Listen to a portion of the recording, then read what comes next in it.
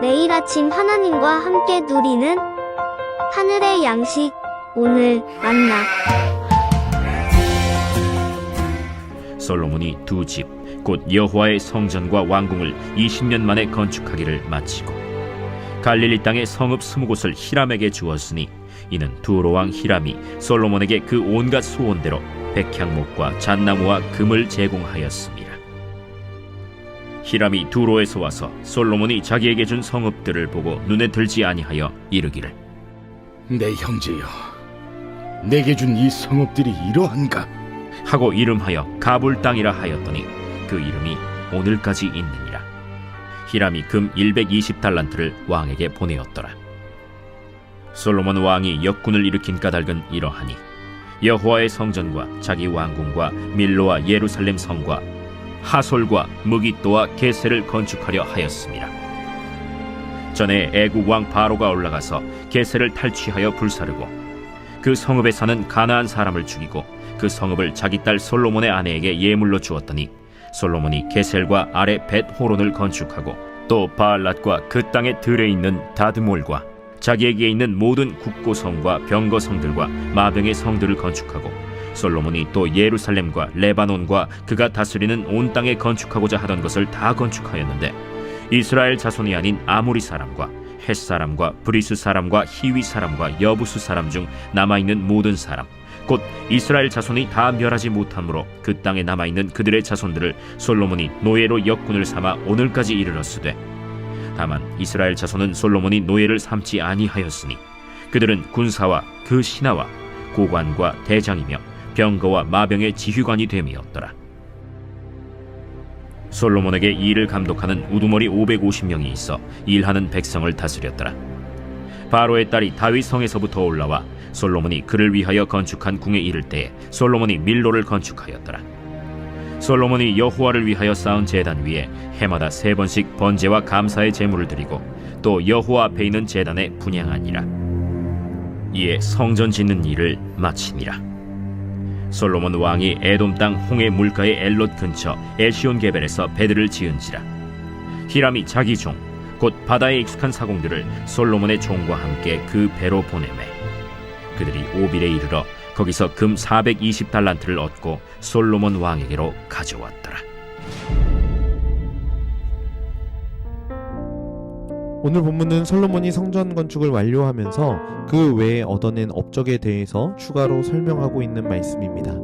특히 25절에 보면 솔로몬은 하나님 앞에 이렇게 머물렀습니다. 솔로몬이 여호와를 위하여 쌓은 제단 위에 해마다 3번씩 번제와 감사의 제물을 드리고 또 여호와 앞에 있는 제단에 분향하니라.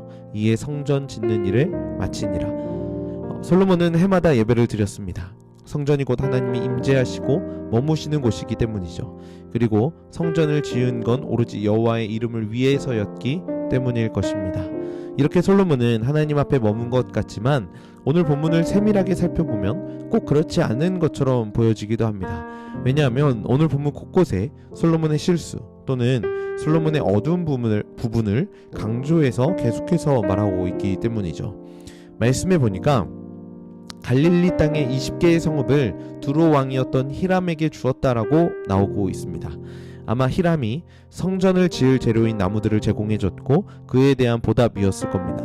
원래 처음에는 곡식을 주었었는데 처음 생각했던 것보다 나무가 더 많이 들어가서 20개의 성읍은 추가로 또 보답의 의미로 전달했을 것으로 추정할 수 있습니다. 그런데 문제는 그 땅을 받은 히람이 그 땅에 대해서 별로 마음에 안 들어 있다라는 겁니다. 12절에 보니까 히람이 두로에서 와서 솔로몬이 자기에게 준 성읍들을 보고 눈에 들지 아니하여 라고 이야기하죠. 눈에 들지 아니했다, 마음에 들지 않았다 라고 이야기합니다. 그리고 그 땅들을 가리켜서 쓸모없는 땅이라는 의미를 가진 가불이라고 부릅니다. 그렇다면 솔로몬은 왜 쓸모없는 땅이었던 가불을 히람에게 주었을까요? 왜 그랬는지 의도에 대해서는 몰라도 그것이 잘못이었다라는 것은 금세 알 수 있습니다. 사실 이 땅들은 아셀 지파에 속한 땅이었습니다. 그러니까 결국 하나님께서 이스라엘 백성들에게 주신 약속의 땅이었다라는 거죠. 그렇기 때문에 땅을 준 것 자체가 문제가 될 수 있었습니다. 하나님의 약속을 팔아버린 것과 마찬가지라는 거죠. 점점 어두움의 길로 가고 있는 솔로몬의 모습을 이 내용을 통해서 볼 수 있었던 겁니다. 본문은 이어서 솔로몬이 건축 사업을 벌였던 일들에 대해서 소개하고 있습니다. 성벽과 요새, 곡식을 저장하는 성읍, 병거와 기병을 주둔시키기 위한 성읍, 이러한 것들을 건축했었죠. 사실 이러한 것 자체가 문제는 아니었을 겁니다. 그런데 그 일들이 진행되어져 가는 과정에 대해서 살펴볼 필요가 있다는 겁니다. 솔로몬은 자기가 계획했던 일들을 행하기 위해서 사람들이 많이 필요했습니다.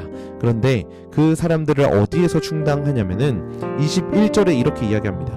곧 이스라엘 자손이 다 멸하지 못하므로 그 땅에 남아있는 그들의 자손들을 솔로몬이 노예로 역군을 삼아 오늘까지 이르렀을 때, 이스라엘 백성들이 남겨둔 그 가나안 원주민들을 노예로 삼아서 일을 시켰던 거죠.